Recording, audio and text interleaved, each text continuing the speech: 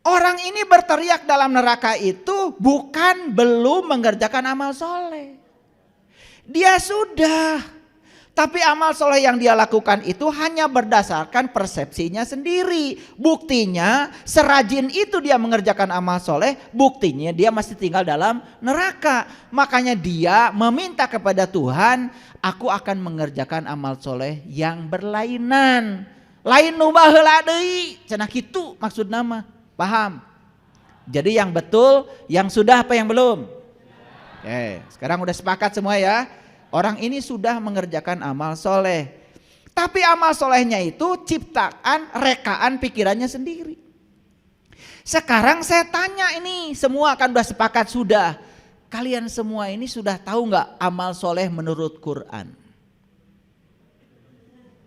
Jangan-jangan amal soleh yang selama ini dijalankan itu hanya menurut kebanyakan orang mempersepsinya.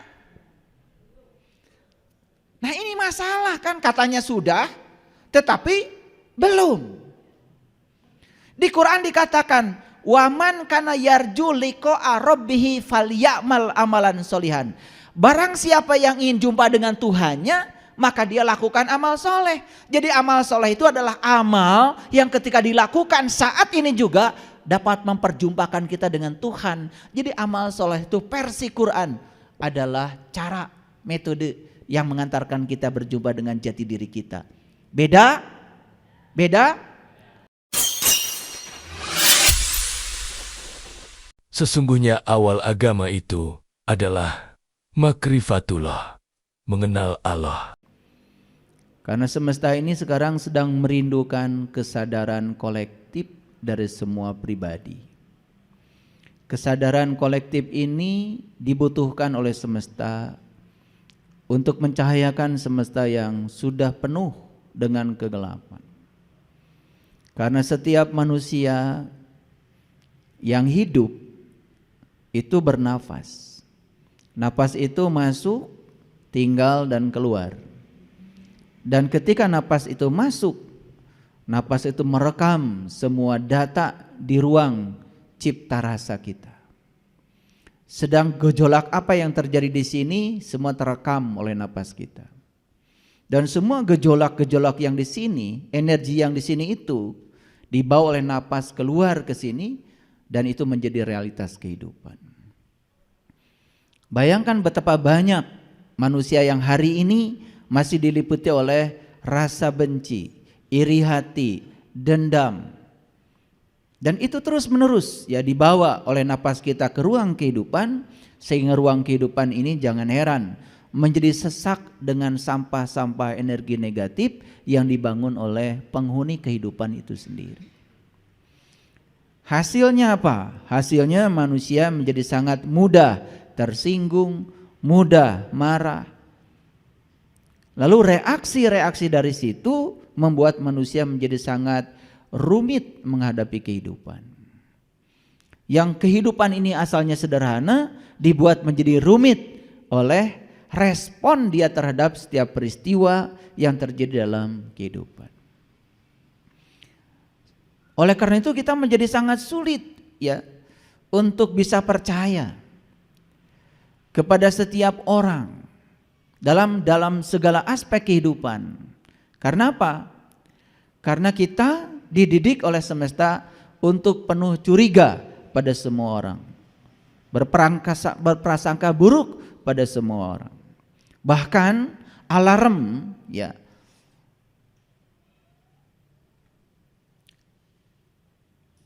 alat yang disediakan semesta di dalam diri kita, rasa kita, logika kita sudah terlalu lama mengalami kematian.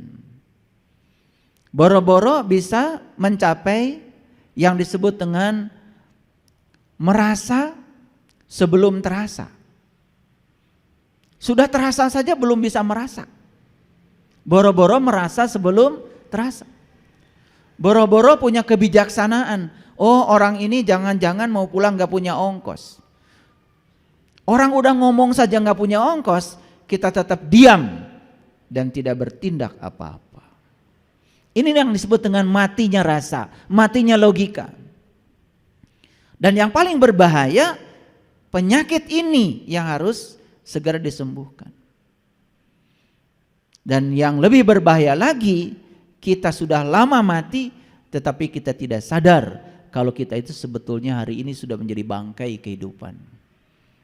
Sibuk melakukan itu ini, sementara yang kita lakukan pun tidak jelas, hanya diliputi oleh angan-angan kosong. Makanya pantas kalau di Quran dikatakan wa may yatabi'u aktsarahum illa dzann. Kebanyakan manusia mengikuti sesuatu hanya dengan prasangkanya sendiri. Prasangka bukanlah kebenaran. Prasangka terbentuk oleh di mana dia hidup, dibesarkan di lingkungan seperti apa, dan kebohongan pun kalau diulang-ulang, lama-kelamaan dianggap kebenaran. Dan jangan-jangan yang hari ini kita sebut kebenaran sesungguhnya adalah kebohongan yang diulang-ulang terus-menerus dalam kurun waktu yang sangat lama, dan itu telah membangun paradigma kita dan kita menganggap itu adalah kebenaran. Sehingga kita tertipu oleh kebenaran yang berbaju kebohongan.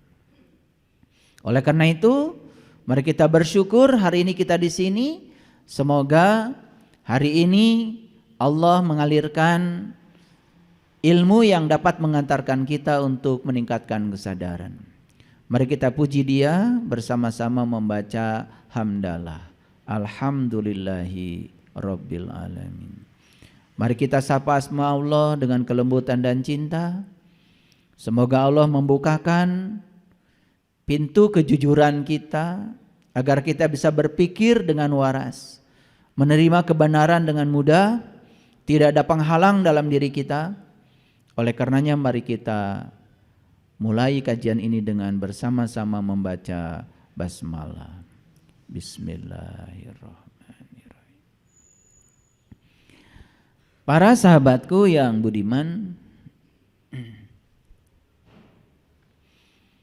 semua orang ingin umurnya panjang,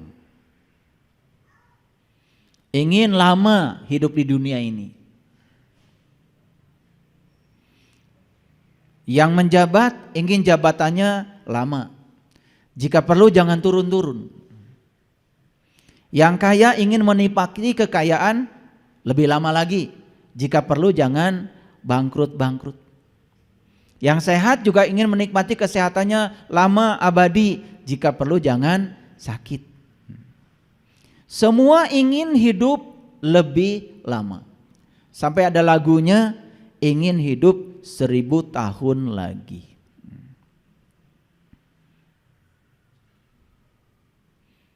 Dan kita selama ini tidak pernah sadar dengan apa yang kita lakukan selama hidup. Nabi Muhammad usianya cuma 63 tahun. Umur 1 sampai 40 beliau persiapkan dirinya untuk menuju pencerahan. Di usia 40 tahun ketika beliau sudah menemukan jati dirinya secara simbolik yang kemudian disimbolkan dengan Isra Mi'raj, itu simbolisasinya, bahasa sastranya. Tetapi intinya adalah beliau menemukan pencerahan. Beliau menemukan kesadaran tertingginya, di puncak kesadarannya itu usia 40. Dan kemudian beliau membagikan berkah spiritual yang beliau dapat itu hanya dalam kurun waktu 23 tahun. Dan itu yang telah mengubah semesta ini menjadi sangat luar biasa. Sehingga ada seorang ilmuwan yang melakukan riset tentang manusia yang paling berpengaruh di semesta ini, dan Nabi Muhammad mendapatkan urutan yang pertama.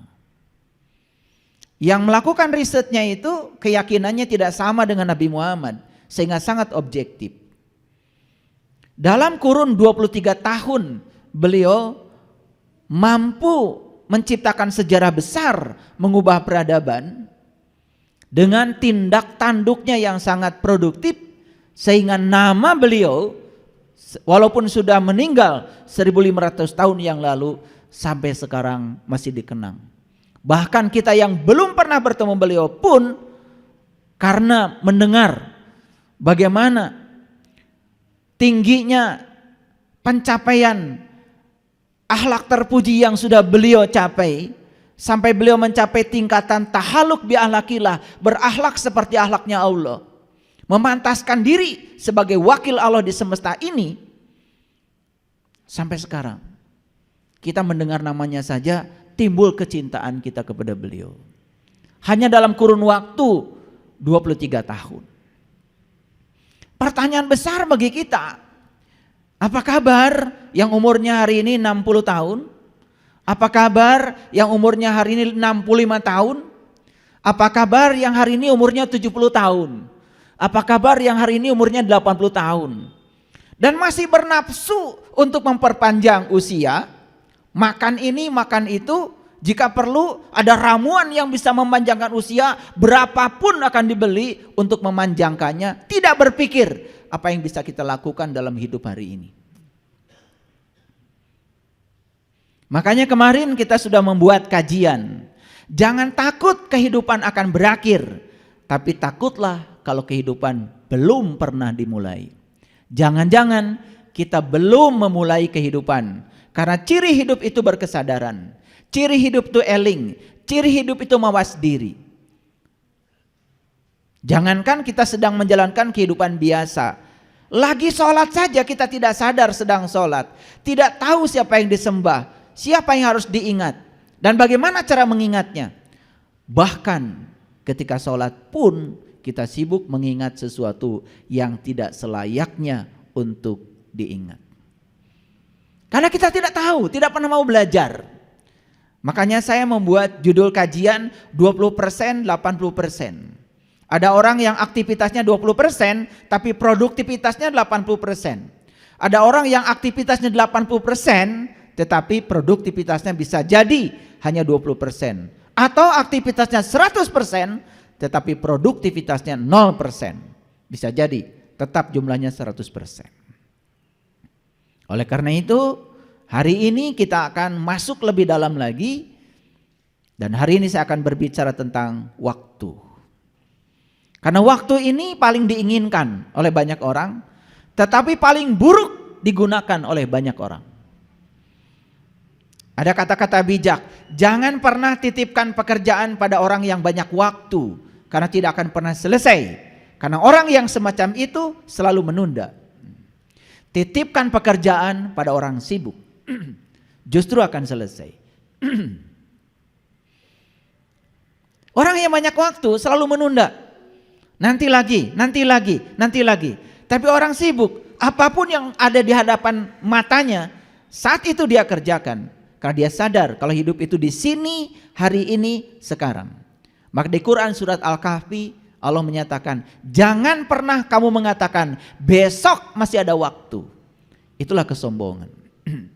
Dan saya berulang kali mengatakan bahwa besok itu tidak ada. Masa lalu juga tidak ada.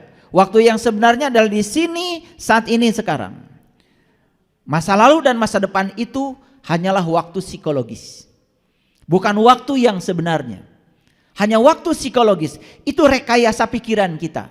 Karena pikiran kita kalau nggak loncat ke masa lalu, pasti loncat ke masa depan. Itulah pikiran. Makanya saya sering mengatakan, kalau sekarang di sini kita merasa damai, tentram dan bahagia, berarti kita hadir di sini saat ini sekarang. Kalau sekarang kita merasa sedih padahal duduk di sini, berarti kita mengizinkan diri kita sedang dibawa oleh pikiran kita ke masa lalu. Dan kalau hari ini kita cemas, khawatir, berarti kita sedang mengizinkan diri kita dibawa oleh pikiran kita ke masa depan. Itulah tipuan pikiran. Itu yang disebut dengan ego, diri palsu kita yang telah mengambang-ambing kehidupan kita. Karena kita belum menemukan diri sejati kita, kita belum menemukan kesadaran di sini, saat ini, sekarang. Waktu itu paling diinginkan banyak orang, tetapi paling buruk digunakan banyak orang. Itulah waktu. Kita sering mengatakan waktu, waktu, waktu. Tetapi pernahkah kita mengerti apa sesungguhnya waktu itu? Apa sesungguhnya waktu itu? Saya akan berbicara sedikit agak saintifik hari ini dan mohon bersabar. Tapi saya akan coba menggunakan bahasa saya yang paling sederhana supaya semua orang bisa mengerti. Saya akan gunakan bahasa saya yang bisa diterima oleh pasar. Dan kalau saya sudah turun ke bawah, ya mungkin tinggal mengulang-ulang saja. Ingat ya, kita punya dua pikiran. Satu pikiran sadar, dua pikiran bawah sadar. Antara pikiran sadar dan bawah sadar ada yang namanya RAS, Reticular Activating System, yang disebut dengan filter. Dan filter ini bukan memfilter baik buruk, tetapi filter ini hanya memfilter berapa sering kita berpikir baik, berapa sering kita berpikir buruk. Keseringan berpikir buruk masuk ke alam bawah sadar, jadi long term memory. Itu yang disebut dengan subconscious mind. Di situ yang disebut dengan memori jangka panjangnya manusia. Dan berbahaya ketika luka itu masih ada di situ. Sedikit saja kita tersenggol, ada stimulus yang membangunkan itu, aslinya kita akan keluar. Makanya lihat aslinya manusia bukan di tempat ini. Di tempat ini semua kelihatan seperti orang sabar, seperti orang sabar. Di tempat ini semua kelihatan seperti orang soleh, seperti.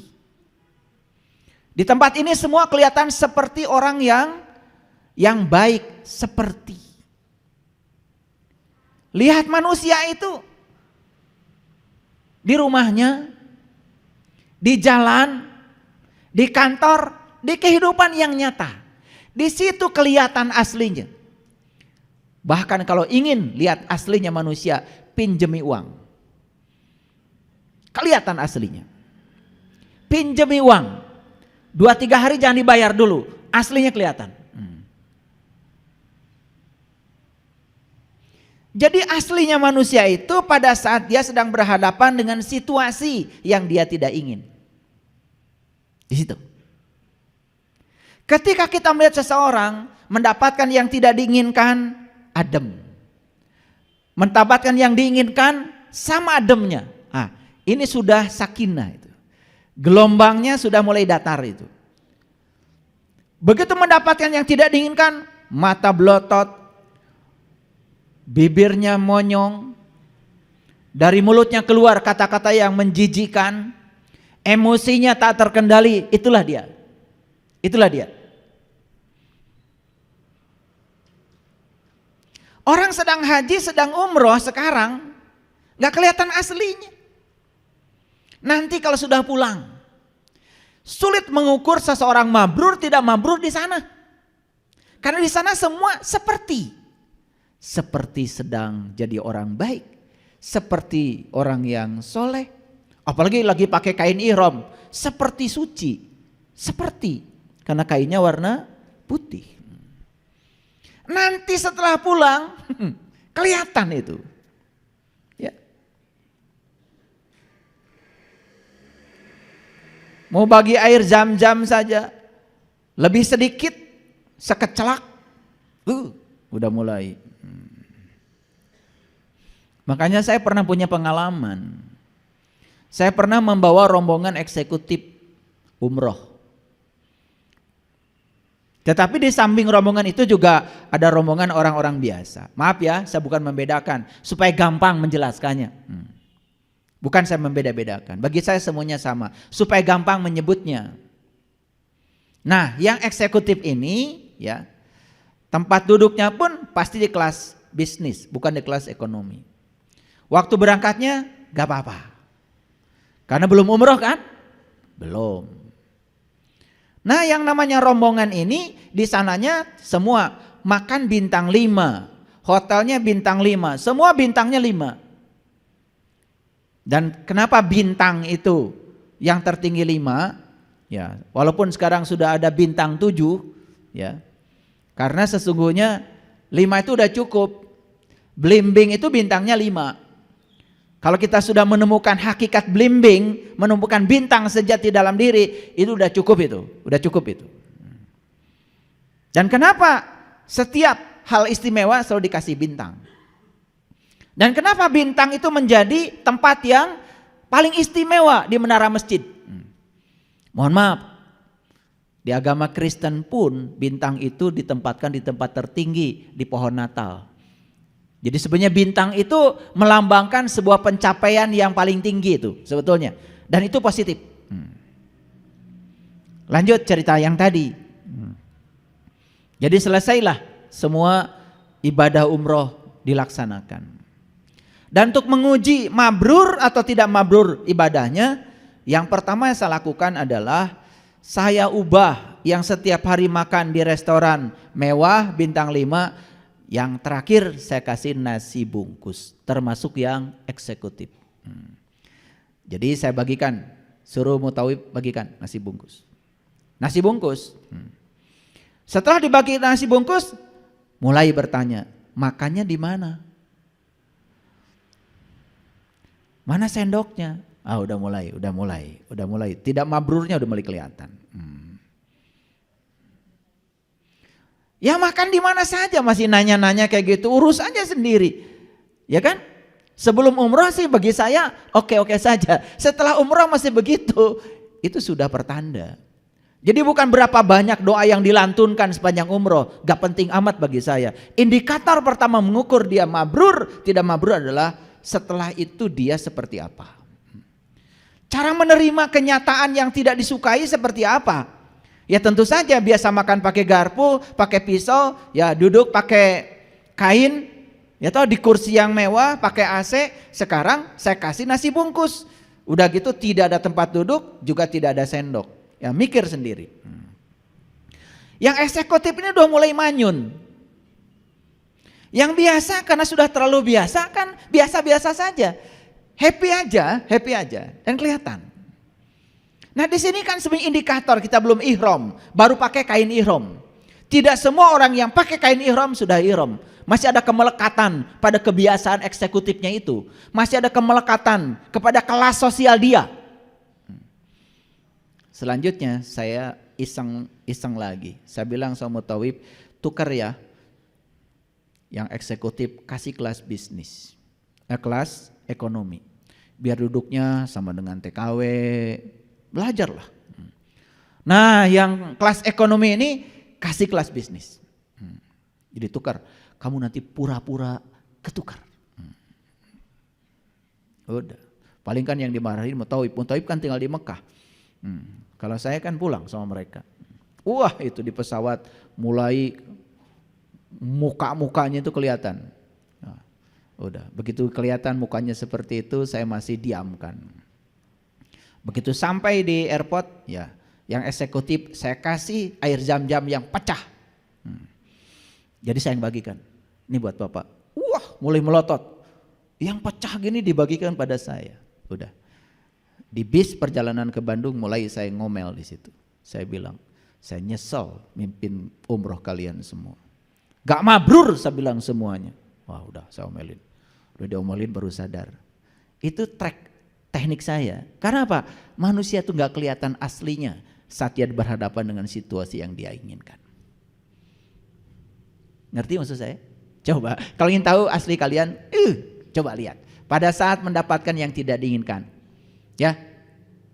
Ketika suami tidak seperti yang kamu inginkan. Ketika penghasilan suami tidak seperti yang kamu inginkan. Ketika anak-anakmu tidak seperti yang kamu inginkan. Di situ aslinya dirimu. Subconscious mindnya, apa yang tersimpan di alam bawah sadarmu kelihatan itu. Siapa dirimu sesungguhnya? Data apa yang terselubung di dalam kelihatan. Hari ini kita bongkar, habis ya. Kita bicara waktu paling diinginkan, tetapi paling buruk digunakan.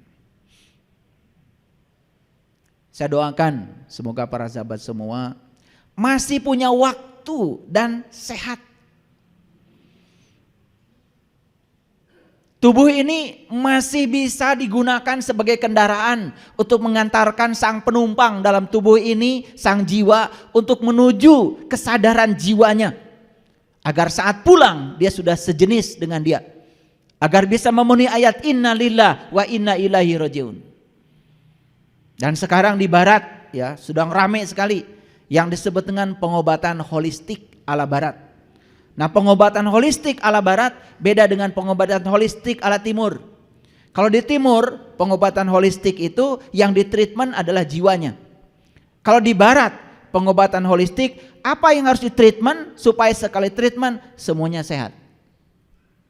Semua bersifat materi, aspek tubuh yang diperhatikan. Makanya sistem pengobatan holistik ala barat yang sekarang sedang berkembang, karena saya terus membaca artikel-artikel dan jurnal-jurnal yang terindeks, itu yang disebut dengan penyehatan pembuluh darah. Jadi kalau ingin sehat tubuh, ya sudah, sehatkan pembuluh darah. Dan ternyata yang ditreatment adalah usus. Kalau usus seseorang itu sehat, udah pasti beres pembuluh darahnya. Urutan makan yang keliru saja bisa membuat usus itu mengalami kanker. Coba, kalau makan seperti apa urutannya? Makan nasi dulu 1 piring.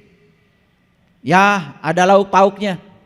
Jadi yang masuk ke tubuh kita pertama yang padat. Ketika keselak, ya baru ingat air. Cari air. Jadi tahu cari air kalau udah keselak biasanya. Istilah bahasa Inggrisnya kabuhulan. Rusuh teuing daharna. Nah, akibatnya didorong sampai minuman. Beres itu terakhir cuci mulut, baru makan buah, itu pun kalau ada. Apa yang terjadi? Nasi protein yang sudah dimakan itu pertama ya di bawah padat. Air tidak bisa melarutkan nasi yang kita makan karena air tertahan oleh nasi. Berarti air di atas. Di atas air masuklah yang disebut dengan buah-buahan, sifatnya asam. Kemudian si asam ini membusukkan nasi yang sudah masuk duluan, belum sempat diproses oleh lambung kita. Apa yang terjadi? Kualitas nasi, kualitas protein yang dimasukkan ke dalam tubuh membusuk seketika, dan itu yang diserap oleh darah. Urutan makan salah saja membuat tubuh kita jadi salah. Makanya urutan makan yang bagus kan harusnya air dulu, baru buah, baru sayuran, kalau bisa sayuran mentah gitu. Makanya orang Sunda mah dari dulu sudah diajarkan leluhur kita, dahar lalab lalaban. Ya kan? Gitu. Makanya nikah sama orang Sunda gampang, irit, lepaskan di kebun pasti dahar.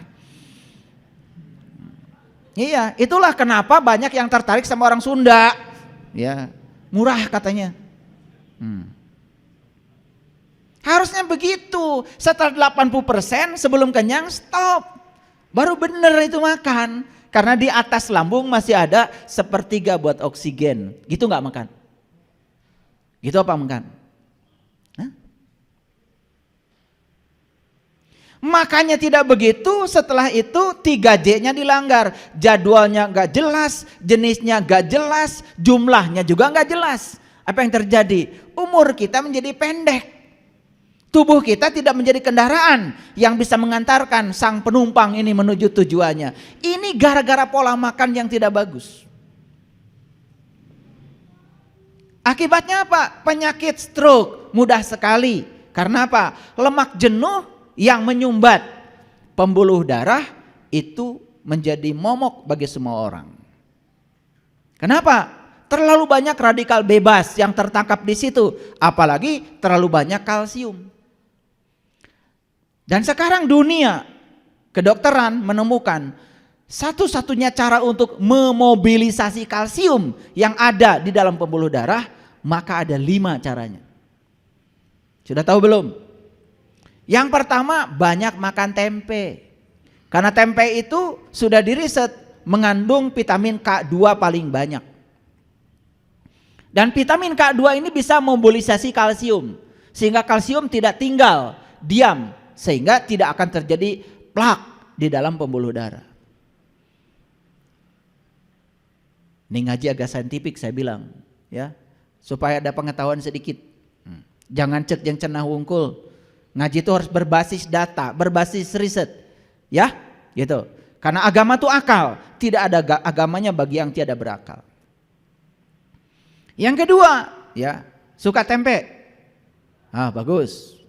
Mau dikerecek, mau apa boleh. Tapi yang paling bagus kalau tempenya mentah-mentah. Karena apa? Tempe mentah itu mengandung probiotik. Karena raginya itu lactobacillus yang sangat menguntungkan bagi lambung. Makanya di Jepang tempe mahal.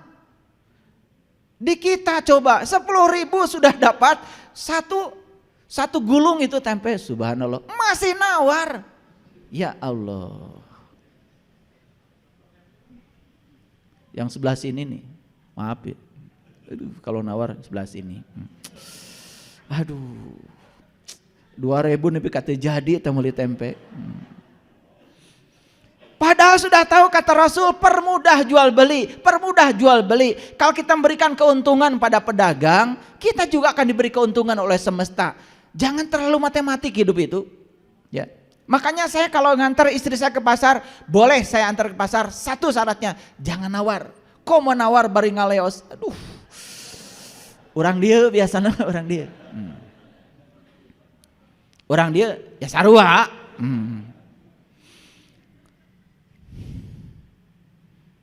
Yang kedua vitamin C. Vitamin C itu adanya di sayur, buah-buahan. Makanya makan buah-buahan, makan sayur banyak gak apa-apa. Apalagi semuanya dalam keadaan mentah, fresh itu bagus. Kalau makan seperti itu tidur 2 jam aja, gak usah 8 jam, sehat. Nah ini kan bicara waktu. Saya akan bicara waktu. Karena apa? Kalau pola makannya gak karu-karuan, waktu habis terbuang, dipakai sare. Setik-setik tunduh. Keur ngaji wae tunduh. Kumaha? Lagi sholat tunduh, bingung saya. Makanya belajar olah napas. Di mana napasnya, di mana ingatan kita, itu pentingnya kita belajar sholat khusyuk. Ini yang sudah belajar kelas khusyuk. Gak mungkin ngantuk. Yang ada tuh nangis, merasakan sesuatu. Yang ngantuk itu karena tidak merasakan. Apalagi lupa rakaat. Itu udah jelas. Sholat kayak gitu udah jelas. Jelas tidak mungkin bisa mencegah perbuatan keji dan munkar. Sholat kayak gitu, gak mungkin. Yang ketiga vitamin E. Vitamin E itu gampang, adanya di alpukat. Makanya makanan wajib saya tiap pagi alpukat. Alpukat itu wajib. 3 jenis makanan yang saya makan tiap pagi alpukat selalu nomor 1. Ada selalu di rumah alpukat. Karena di situ ada vitamin E, itu luar biasa. Itu untuk memobilisasi kalsium supaya pembuluh darah kita sehat. Kalau pembuluh darah kita sehat, napas jadi panjang. Kalau napas jadi panjang, moal gampang amek.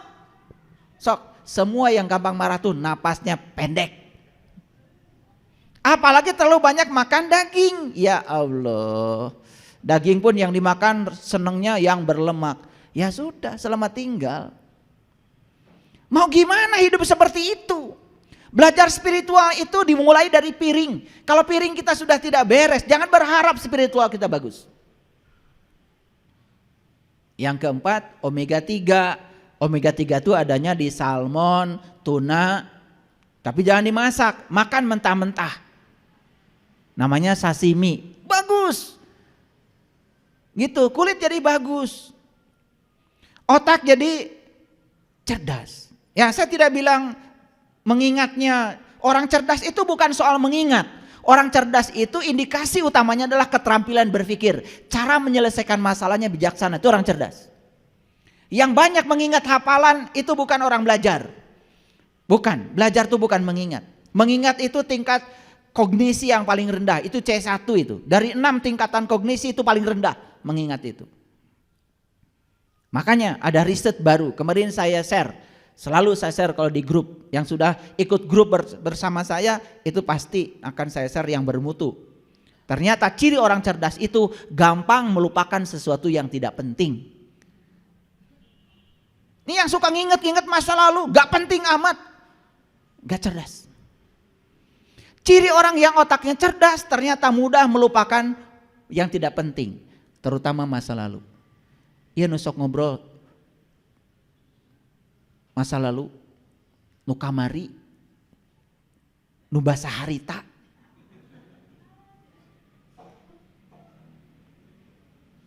Itu otaknya kurang cerdas. Menurut riset. Jadi saya pakai riset, kalau perlu nanti saya kasih jurnalnya. Ini luar biasa itu, ya. Ternyata kecerdasan itu dilihat dari keterampilan seseorang memecahkan masalah, solve problem. Lihat kebijaksanaan seseorang ketika memecahkan masalah, di situ indikator kecerdasan. Harusnya semua orang yang belajar agama itu cerdas. Dan kenapa tidak cerdas? Nah, nanti akan terjawab masalahnya di mana. Nah, yang kelima, ini penting. Itu yang namanya probiotik. Mungkin baru dengar ya istilahnya. Probiotik itu adalah makanan atau minuman yang difermentasi. Kalau saya minum setiap hari probiotik itu. Salah satunya produk susu yang paling bagus itu adalah yang sudah difermentasi. Dalam bahasa orang-orang ahli gizi namanya kefir, bukan kafir. Kefir itu susu yang difermentasi. Itu lactobacillusnya banyak. Nah kalau di pasaran pun ada yang namanya Yakult, ya semacam itu. Tetapi kalau ingin lebih kaya lagi lactobacillusnya minum kefir. Mau saya ajarkan bikin kefir? Ya nanti setelah ini. Pokoknya kalau di saya itu di komunitas ini apapun diajarkan. Termasuk membuat makanan sehat itu diajarkan. Bukan hanya berpikir sehat, jiwa sehat, mental sehat. Karena sudah terbukti orang yang sehat fisiknya itu pasti sehat jiwanya. Pasti sehat mentalnya. Sebaliknya orang yang hari ini ya kepala pusing, baru duduk sebentar berdiri kunang-kunang, kemudian pinggang sakit, lengan cara rangkel, sirem asukanu awak. Itu masalah besarnya adalah jiwa kita kotor. Masalah besar yang kedua mental kita nggak bagus. Kontribusi dari jiwa dan mental sudah 75%. Kalau orang yang jiwanya kotor, mentalnya kotor, hubungan sosial terganggu. Kontribusi terhadap tubuh fisik 15%. Bayangkan 3 besar itu kalau tidak kita rawat hari ini, tubuh kita akan ambruk 90%. Jadi aneh ya, orang katanya rajin menjalankan ritual agama tapi sakit-sakitan, pasti ada masalah. Kalau orang sujudnya benar, gak mungkin sakit kepala. Saya jamin, gak mungkin sakit kepala. Kalau Anda sering sujud sakit kepala, saya periksa nanti sujudnya, pasti gak benar. Bahkan orang yang sulit melahirkan, saya suruh sujud yang benar, itu muter itu bayinya, bisa melahirkan, gak usah dioperasi. Bisa. Nah, saya menyimpang sedikit ya ke situ, karena ini ada hubungan dengan waktu. Baik, saya akan mulai sekarang. Saya akan mulai dasar pemikirannya dari Quran surat Al-Fatir. Pakai Quran supaya kelihatan dasarnya, supaya kita tidak terjebak oleh persepsi. Yuk kita baca Quran surat Al-Fatir ayat 37, surat ke-35. Saya akan bacakan artinya, saya sudah terjemahkan sesuai dengan bahasa Arabnya. Kalau saya akan bacakan bahasa Arabnya, pertama kalian gak ngerti, yang kedua waktunya terlalu lama. Baik, kita baca. Dan mereka berteriak di dalam neraka itu. Jadi di mana berteriaknya? Nah, siapa mereka itu? Siapa? Gitu aja pusing. Coba dengarkan kalimatnya. Dan mereka berteriak dalam neraka itu. Siapa mereka? Siapa? Kita. Lu aja kali, gua kagak. Enak aja. Pengen bareng-bareng aja. Yang jelas mereka berteriaknya di mana tadi? Ya jelas mereka itu penghuni neraka. Gitu aja kok. Susah. Tadi udah mulai tuh keluar persepsi. Mereka tuh orang kafir, mereka tuh ini, mereka tuh itu, yang gak taat sama Allah, macam-macam. Jelas, ngaji itu jangan menggunakan persepsi. Mereka berteriak dalam neraka. Kalau ditanya oleh saya, siapa mereka? Ya penghuni neraka. Teriaknya di neraka. Gampang. Nah, gitu dulu ngajinya. Ya sederhana dulu. Apa teriakannya? Ya Tuhan kami, keluarkanlah kami. Dari apa? Dari neraka. Niscaya kami akan mengerjakan amal yang soleh, yang berlainan dengan yang telah kami kerjakan. Pertanyaan saya, orang ini sudah mengerjakan amal soleh belum? Yang bilang belum, acukan tangan. Ayo acungkan tangan yang tadi bilang belum. Ya gak apa-apa, yang bilang sudah acungkan tangan. Ini belum, ulangi. Ini gimana sih kalian? Harus minum kefir ini. Ya Tuhan kami, keluarkanlah kami. Niscaya kami akan mengerjakan amal soleh yang berlainan dengan yang telah kami kerjakan. Saya ingin tahu kejujurannya. Orang ini sudah mengerjakan amal soleh atau belum? Siapa yang belum? Acungkan tangan duluan. Saya hitung. 3.000 orang yang belum. Yang sudah. Wah, lebih banyak. Ada 6.000 nih saya lihat. Orang ini berteriak dalam neraka itu bukan belum mengerjakan amal soleh. Dia sudah. Tapi amal soleh yang dia lakukan itu hanya berdasarkan persepsinya sendiri. Buktinya serajin itu dia mengerjakan amal soleh, buktinya dia masih tinggal dalam neraka. Makanya dia meminta kepada Tuhan, aku akan mengerjakan amal soleh yang berlainan. Lain nu baheula deui, cenah kitu maksud nama. Paham? Jadi yang betul, yang sudah apa yang belum? Oke, sekarang udah sepakat semua ya. Orang ini sudah mengerjakan amal soleh. Tapi amal solehnya itu ciptaan, rekaan pikirannya sendiri. Sekarang saya tanya ini, semua kan udah sepakat sudah. Kalian semua ini sudah tahu nggak amal soleh menurut Quran? Jangan-jangan amal soleh yang selama ini dijalankan itu hanya menurut kebanyakan orang mempersepsinya. Nah ini masalah kan, katanya sudah tetapi belum. Di Quran dikatakan, waman kana yarju liqa'a rabbih falyamal amalan solihan. Barang siapa yang ingin jumpa dengan Tuhannya, maka dia lakukan amal soleh. Jadi amal soleh itu adalah amal yang ketika dilakukan saat ini juga dapat memperjumpakan kita dengan Tuhan. Jadi amal soleh itu versi Quran adalah cara, metode yang mengantarkan kita berjumpa dengan jati diri kita. Beda? Selama ini amal soleh itu apa yang kita lakukan? Kita ngasih makanan ke orang, amal soleh. Memang ngasih makanan jumpa dengan Tuhan? Itu masuknya amalun hasanah, amal-amal kebajikan. Amal soleh itu sangat spesifik di Quran. Itu sebabnya belajar Quran, Quran bukan bahasa Arab. Quran itu bahasa Arab, bahasa Tuhan. Kalau Quran bahasa Tuhan, jangan jauh-jauh dari Tuhan. Makanya jika kamu bisa bersama Tuhan, silahkan. Tapi kalau kamu tidak bisa bersama Tuhan, kamu harus bersama orang-orang yang selalu bersama dengan Tuhan. Gitu. Paham sampai sini? Beda. Jadi sekarang bisa membedakan mana amal soleh, mana amalun hasanah. Mana amal soleh, mana amal kebajikan. Sangat spesifik. Makanya dia sudah mengerjakan amal soleh. Tapi persepsi dirinya sendiri. Tapi buktinya, hasil akhirnya dia tinggal dalam neraka. Neraka itu bukan urusan nanti. Di Quran dikatakan, fa'amal ladina syaku fafinar lahum fiha zafirun wasahikun. Neraka adalah tempat di mana kamu masih bernafas. Itu kata Quran, bukan kata saya. Itu Quran surat Hud ayat 106. Nanti periksa surat Hud ayat 106, 107, 108. Di situ cerita tentang surga dan neraka. Banyak yang memprotes saya.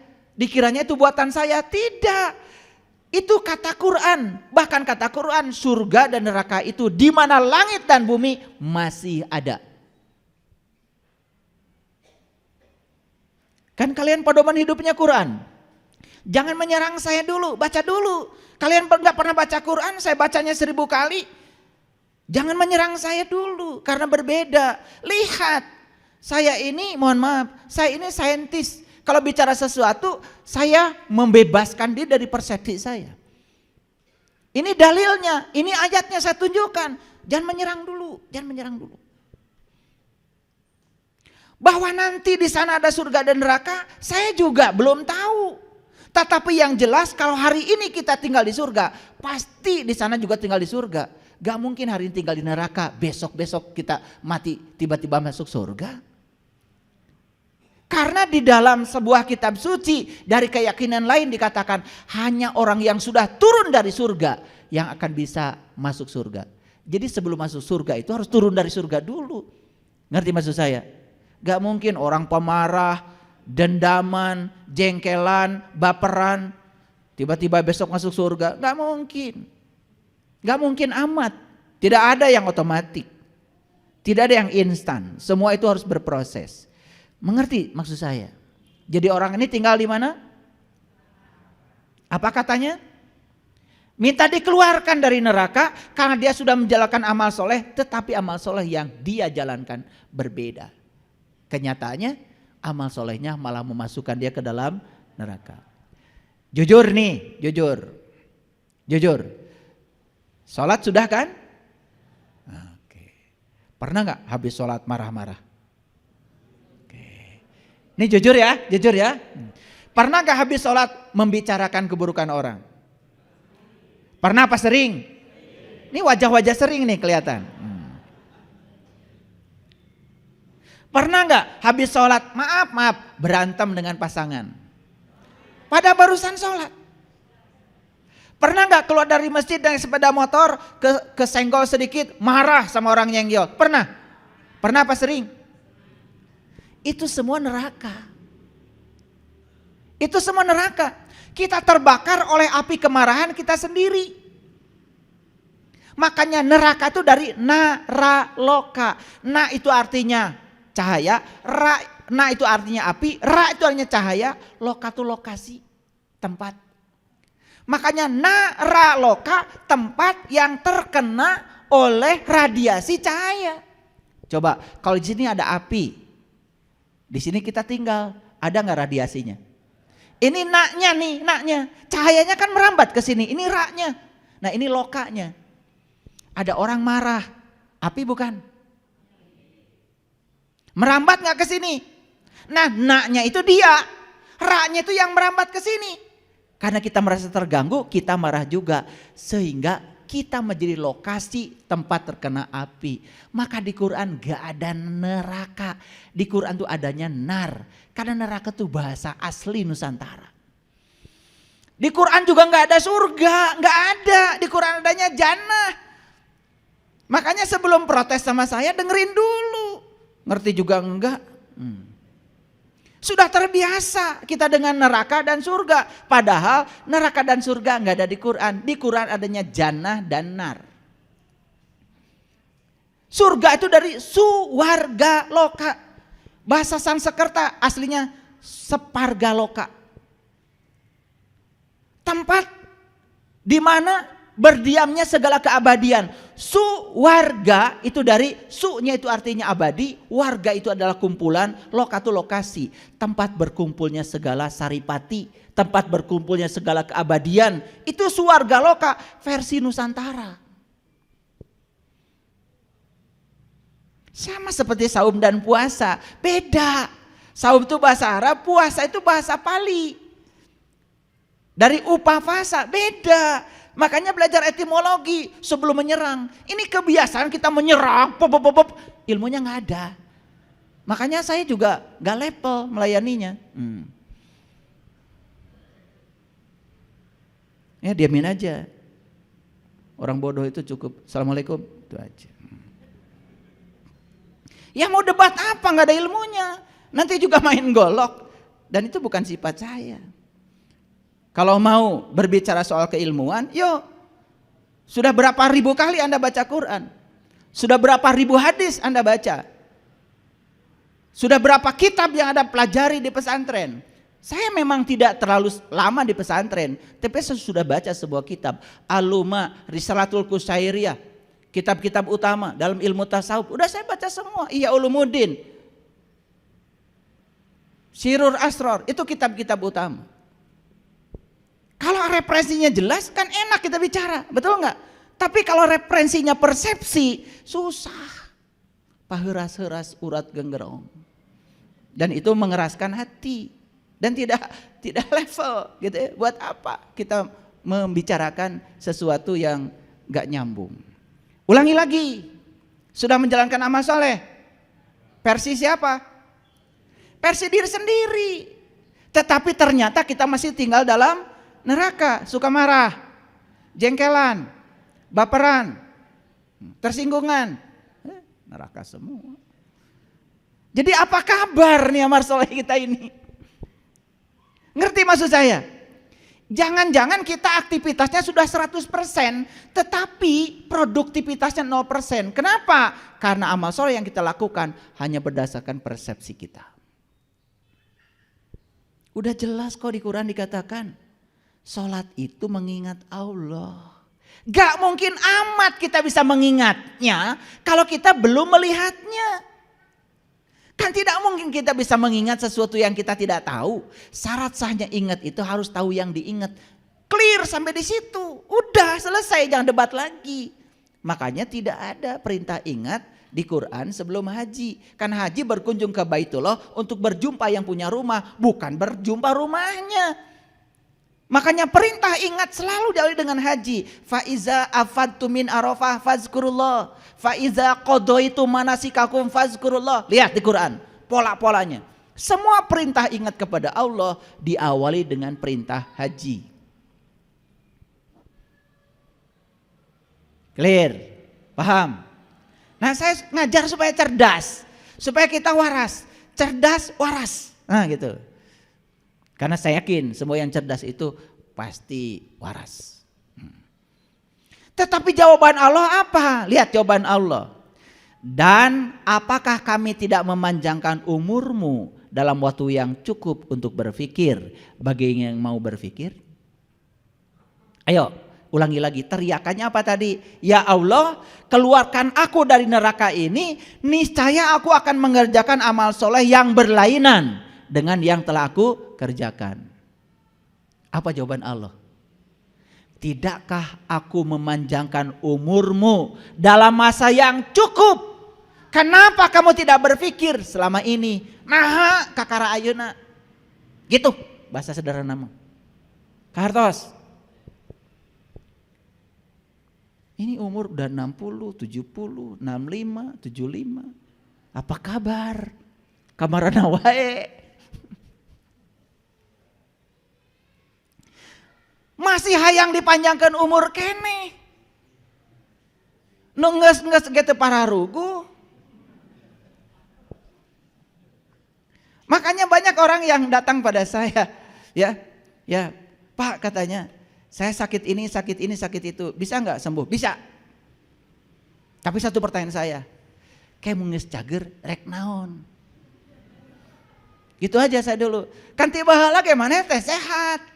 Teu naon. Ayeuna gering, geus gering hayang cager, mun geus cager rek naon? Saya nanya. Gak bisa jawab. Iya. Punten ya, yang kakinya digusur-gusur, tah engke lamun bisa jalan deui rek naon maneh? Gak bisa jawab. Da baheula ge apan suku maneh teh cager, teu naon. Nyieun naon baheula? Waktos sampean anjeun sehat. Dibawa ke mana wae eta suku. Gak bisa jawab. Karena kita tuh cuman ketika sehat, tidak mau sakit, ketika sakit pengen sehat itu aja. Setelah sehat mau apa? Jawaban itu tidak bisa dijawab coba. Dan saya pertanyakan ini kepada semua peserta di coaching holistik.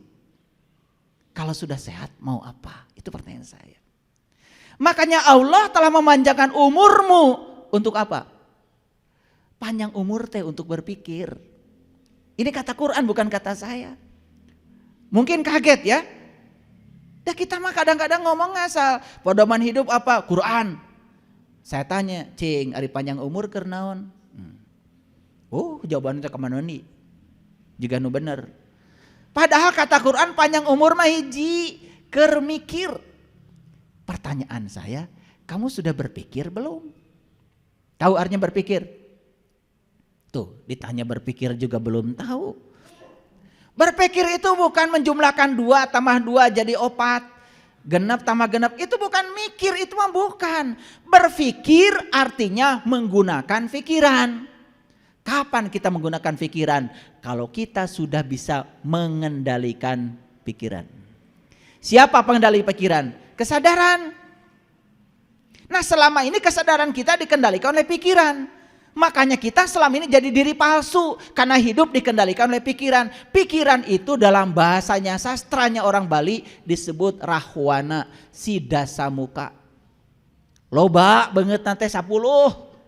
Itu belah banget pikiran. Karena pikiran ini sering disebut diri palsu. Kalau hidup kita hari ini masih tergantung apa kata orang tentang diri kita. Kalau hidup kita hari ini ngikut-ngikut kebanyakan orang, sebari kita nggak tahu alasannya, berarti kita tuh belum bisa mengendalikan pikiran. Kesadaran kita masih tersembunyi. Sepanjang kita belum bisa mengendalikan pikiran, berarti kita belum berpikir. Pak, kan saya sekolah udah tinggi, S1 sudah, S2 udah, S3 sudah. Gak peduli saya. Sepanjang Anda masih dikendalikan oleh pikiran, Anda belum berpikir. Ciri orang berpikir itu sudah terkendali pikirannya. Jadi Sinta, sang kesadaran yang lepas dari Sri Rama itu sudah diambil kembali dari si Dasamuka, penguasa negeri Alengka. Alengka itu pikiran yang namanya Rahwana, lewat bantuan Hanoman. Makanya Hanoman itu lambang dari seorang mursyid, seorang guru yang bijaksana, yang bisa mengembalikan pikiran yang lepas, kesadaran yang lepas, menemani pikiran kembali. Maaf ibu bapak, hampir kebanyakan manusia sekarang ini hidupnya dengan pikiran, bukan dengan kesadaran. Sok bisa dites. Pikiran mah gampang. Kalau nggak membawa kita ke masa lalu, membawa kita ke masa depan. Jarang membawa kita ke masa kini. Pikiran itu tidak suka saat ini. Coba hari ini kita sehat-sehat saja, hari ini kita bisa bernafas, hari ini uang kita ada walaupun tidak banyak. Kenapa mencemaskan hari esok? Itulah pikiran. Selalu membawa kita pada hayalan dan ilusi pikiran itu. Makanya rebut kembali kesadaran, kendalikan pikiran. Itulah orang yang berpikir. Jadi kenapa kamu masuk ke dalam neraka selama ini? Satu penyebabnya, karena kamu menjadi diri palsu. Kamu hidupnya dikendalikan oleh pikiran kamu sendiri. Pikiran makan suka ngarang, benar salah, betul nggak? Iya teh bener, cek urang oge. Pada cek batur mah, iya teh salah cek urang gitu. Kan cek urang. Cek saha, cek pikiran. Da benar salah mah penilaian, bukan kebenaran. Dan selama ini hidup kita benar salah. Ada berita gini, nyok. Ada berita gini, nyok. Ta eta si Rahwana teh. Si Dasamuka. Tidak punya kepribadian, tidak bisa menjadi dirinya sendiri. Selalu berubah dengan apa kata orang. Isunya sekarang begini, ngilu. Ira rek jadi diri maneh sorangan. Kenapa bisa begitu? Karena sumbernya satu, kita tidak kenal jati diri kita sendiri. Jawaban Allah yang kedua, ini luar biasa. Apa katanya? Tidakkah datang kepada kamu seorang pemberi peringatan? Minta dikeluarkan dari neraka, bukan jawabannya yes saya keluarkan, bukan begitu. Dibalikan lagi, ya maneh tadi diberi umur sakitu panjang, kamana wae. Nah teu mikir atuh. Nu kadua, apa tidak datang orang yang ngasih peringatan kepada kamu? Oke, dalam wujud orang mungkin tidak ada yang datang kepada kita. Tetapi yang berwujud guru sejati dalam diri kita setiap saat mengingatkan kita. Tidakkah kamu dengar itu? Pesantren yang sebenarnya itu di sini ibu bapak. Hayang hirup bener mah di dieu we, tanya ka diri maneh. Lamun orang bohong ada yang ngingetin dari dalam tong bohong. Kalau kita ngomongin orang ada yang ngingetin dari dalam, geus stop, tong ngomongkeun batur wae. Ih, dititah stop teh kalau ngagolontor we.